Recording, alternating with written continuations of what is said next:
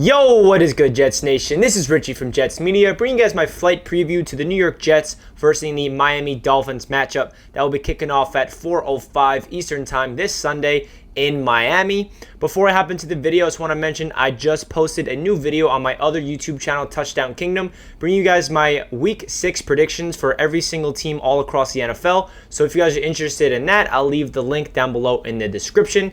And if you guys want, please hit that subscribe button on Touchdown Kingdom. I would appreciate that a lot. So with that being said, let's jump right into my flight preview of the New York Jets versus the Miami Dolphins. So originally, we were supposed to verse the Los Angeles Chargers, but due to the whole COVID situation throughout the league, the NFL had to reschedule everything. So now we are going to face the Miami Dolphins. As we know, Sam Darnold is out, and Joe Flacco will be making his second start as a New York Jet, and will be facing a red-hot Ryan Fitzpatrick, who are coming off a really insane victory over the San Francisco 49ers and the Dolphins. You got to give the Dolphins credit right there. They were easily the underdogs, and they dominated. They made Jimmy Garoppolo get benched in the second half, which is pretty insane. So the Miami Dolphins, they're on the rise. They're an upcoming team. They're kind of like a little couple years ahead of us, where what we're doing right now is the Jets are completely rebuilding, obviously. After cutting Le'Veon Bell, it's pretty obvious. And we are stripping everybody, getting rid of contracts. We're trying to get as much draft capital as possible for the future. This is kind of what the Miami Dolphins did a couple years ago. Now look what they're doing now. They got Ryan Fitzpatrick playing for them. I know some Dolphins fans really want to see what Tua's got, but how can you bench Ryan Fitzpatrick when he's looking this good? So going into the matchup, what do I expect? Some injury news before I get into that, actually. Today, which is Friday, Mekhi Becton was limited in practice, which is a really good sign because he was out all week. He obviously did not play last week in the game, and I thought it was going to be a long-term injury where he's not going to be played for a couple weeks, and he might be questionable for the game. I don't expect Mekhi to play, but for him to be limited in practice on today is a huge sign just for him to be trending in the right direction to play in general, because I was worried it was a really bad shoulder injury to the point where he's going to get shut down for the year. So it's a really good sign for Mekhi Becton. Wide receiver Brashad Perriman looks like he will be coming back after getting injured against the 49ers, so that will definitely be an upgrade at the wide receiver spot. Rookie wide receiver Denzel Mims, he practiced for the first time this week, but Adam Gase does not want to play him. Obviously, we as Jets fans, we all want to see our rookie wide receiver go out there and play, but he had his first week of practice since ever. I mean, he got injured right before training camp, and then after training camp, he was healthy in practice a couple games, and then he injured his other hamstring. So Denzel Mims never really had enough practice reps, so that's Adam Gase's mindset. So do not expect Denzel Mims to play. So yeah, that's really the injury update. Brashad Perriman should be playing. Mekhi Becton is questionable. So going into the game plan, the Jets are 0-5. And they are on track to become 0-16, which is pretty insane.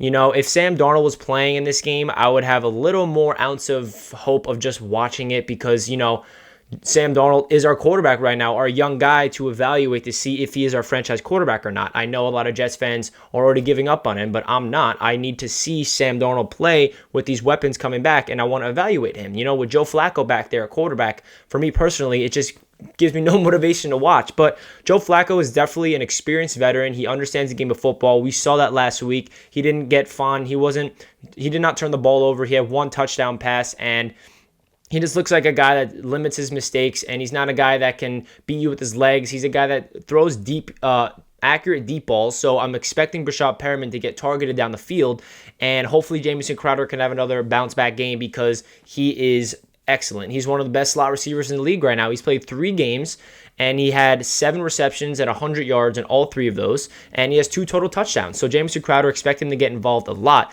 On the offensive side of the ball, another player I want to see get high volume reps is rookie running back La'Mical Pirine. With the cut of Le'Veon Bell, we obviously haven't seen Le'Veon Bell play for the Jets in the first half of the year because he was injured, and La'Mical Pirine wasn't really getting the reps.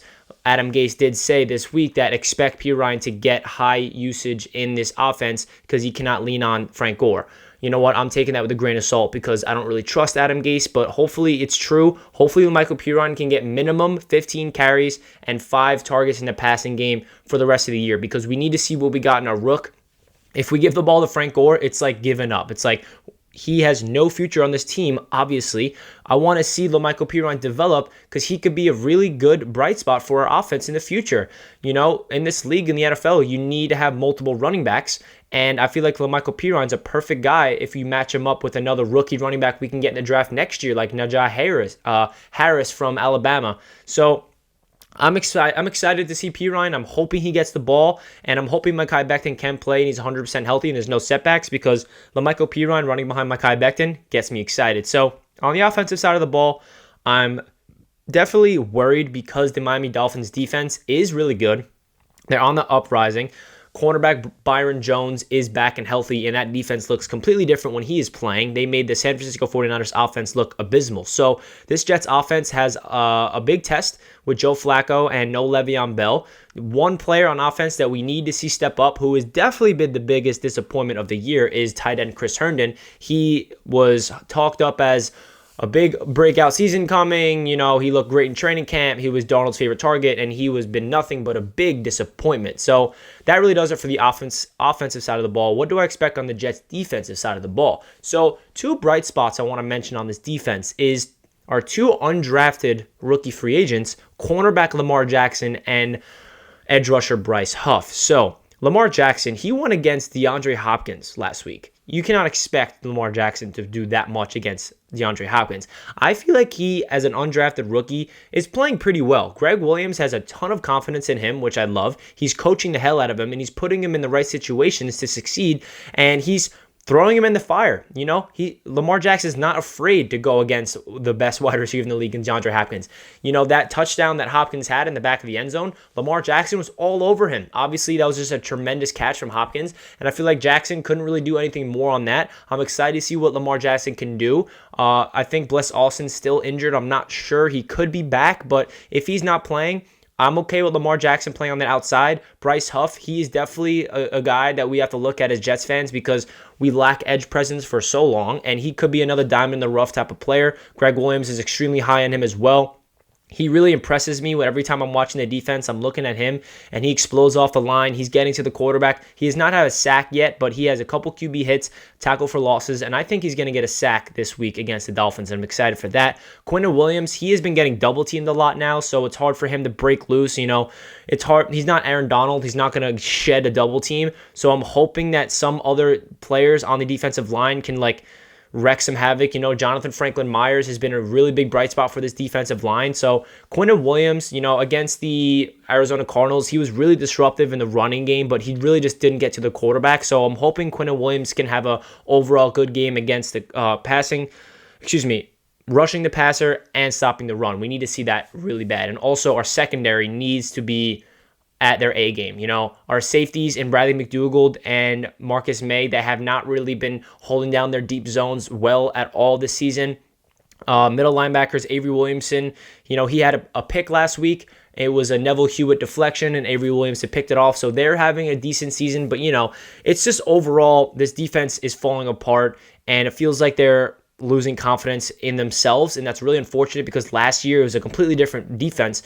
One positive side on the defense is definitely slot corner Brian Poole. So there's a lot of things that needs to be cleaned up on this defense. Definitely the penalties, and they need to get to the quarterback. They need to cause a lot of turnovers. Ryan Fitzpatrick, he can have one game that he passes for 400 yards, 4 touchdowns. He can have another game that passes for 150 yards and 3 picks. So we don't know which Fitzpatrick we're getting, and I'm expecting Fitzpatrick to play a decent game against us. So yeah, that's my really breakdown of what the Jets should do in offense and defense. Leave a comment down below. What do you expect from this game? I know a lot of Jets fans are just giving up on the season already, and they're like, what's the point? We need to lose every game. We need to get that first overall pick. But, I'm not going to sit here and tell you guys I'm not going to make any more preview videos. The Jets are still playing football as terrible as they are with Adam Gase coaching them, all these injuries. I'm still going to be making previews of what they need to do to win, how will they lose, who's playing well, who's playing bad, all that good stuff. I'm going to continue making this content. It's what I love to do.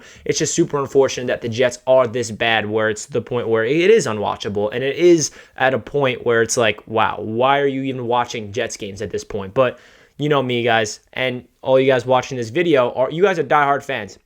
If you guys are watching this video up until this moment, comment down below a Jet emoji because you are a diehard New York Jets fan, because there's nobody watching content during an 0-5 start to a season with this dumpster fire than you guys watching me talk about this team going up against the Miami Dolphins as we're 0-5. So kudos to you guys for being this diehard, because that is awesome. You guys have passion just like myself. That does it for this video. Leave a comment down below what you guys expect from this game. Who are you excited to see?